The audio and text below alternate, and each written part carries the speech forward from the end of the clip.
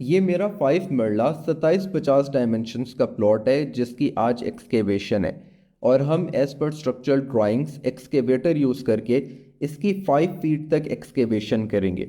यानी 5 फुट तक इस प्लॉट में जितनी भी मिट्टी है वो सारी की सारी एक्सकेवेटर के थ्रू खोद के हम बाहर निकालेंगे। एक्सकेवेशन में आपने 3 स्टेजेस को फॉलो करना है। फर्स्ट स्टेज है बिफोर एक्सकेवेशन जिसे असेसमेंट कहा जाता है। सेकंड स्टेज है ड्यूरिंग एक्सकेवेशन और थर्ड स्टेज है आफ्टर एक्सकेवेशन। इन तीनों स्टेजेस में जो सबसे ज़्यादा क्रिटिकल, सबसे ज़्यादा इम्पॉर्टेंट, जिसको आपने बिल्कुल भी कॉम्प्रोमाइज़ नहीं करना, वो है स्टेज 1 यानी असेसमेंट। स्टेज 1 असेसमेंट में जिन चीज़ों को आपने चेक करना है उनमें सबसे पहले तो आपने ये काम करना है कि एक्सकेवेशन से पहले आपने अपने कॉन्ट्रैक्टर के साथ अपनी साइट पे जाना है। और जिस तरह मेरा प्लॉट उसकी तीनों साइट्स कवर्ड हैं, तीनों साइट्स पे घर बने हुए हैं, तो हमने सबसे पहले ये चीज़ चेक की क्योंकि हमने एक्सकेवेशन करनी है एक्सकेवेटर से। एक्सकेवेटर से वाइब्रेशन भी बहुत होती है और इसका प्रेशर भी बहुत होता है। तो हमने ये चीज़ चेक की कि कहीं ये ख़दशा तो नहीं है कि खुदाई के वक्त किसी की फाउंडेशन डैमेज हो जाए, या ये जो पीछे दीवार है ये कहीं कमज़ोर तो नहीं है, इस पे किसी किस्म के क्रैक्स तो नहीं है कि ये ना हो हम खुदाई करें, इसकी मिट्टी रिमूव हो और ये दीवार नीचे आ जाए। क्योंकि ये चीज़ याद रखिएगा कि एक्सकेवेशन के दौरान अगर किसी किस्म का कोई डैमेज होता है तो वो पूरी पेनल्टी ओनर के ऊपर पड़ती है। दूसरा, अगर आपके एरिया में अंडरग्राउंड वायरिंग नहीं है तो आपने इस चीज़ को लाजमी चेक करना है कि आपके प्लॉट के एरिया में और उसके फ्रंट पे जो एरिया है वहाँ पे कोई भी लूज़ वायरिंग नहीं होनी चाहिए।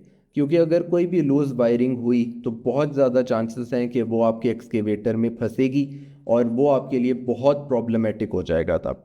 तो अगर आपको कोई भी ऐसी लूज़ वायरिंग नज़र आती है तो या तो आप उसको अपने एंड पे एडजस्ट कर लें, या फिर वो जिसकी भी वायरिंग है आप उसको अल्टीमेटम दे दें, ताकि कल को अगर कोई ऐसा इशू होता भी है तो आप पे ब्लेम ना आए। तीसरी चीज़ जिसका आपने ख्याल रखना है, और ये बहुत क्रिटिकल है, अब तक जो मैंने पॉइंट्स बताए हैं उनमें सबसे ज़्यादा क्रिटिकल है, वो ये है कि आपने ये चीज़ चेक करनी है, मेक श्योर करना है कि आपका जो प्लॉट है जिसको आपने एक्सकेवेट करना है उसके नीचे किसी भी किस्म की कोई पाइपलाइन तो नहीं है। हो सकता है सोसाइटी की कोई वाटर लाइन हो, या सुई गैस की कोई पाइपलाइंस हो, या सीवरेज का कोई पाइप हो।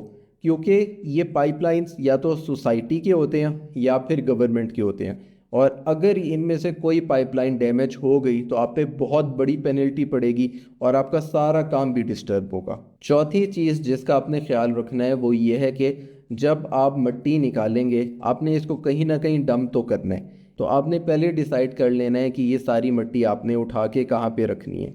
और इसमें ये चीज़ लाजमी देख लीजिएगा कि बैक फिलिंग के टाइम पे ये मिट्टी आपको वापस चाहिए होगी। तो ये ना तो इतनी दूर हो कि कल को आप जब बैक फिलिंग करें तो आपको बहुत ज़्यादा कॉस्ट पड़ जाए, और ना ही आपने किसी ऐसी जगह पे डंप करना है जहाँ पे कोई ऑब्जेक्शन करे।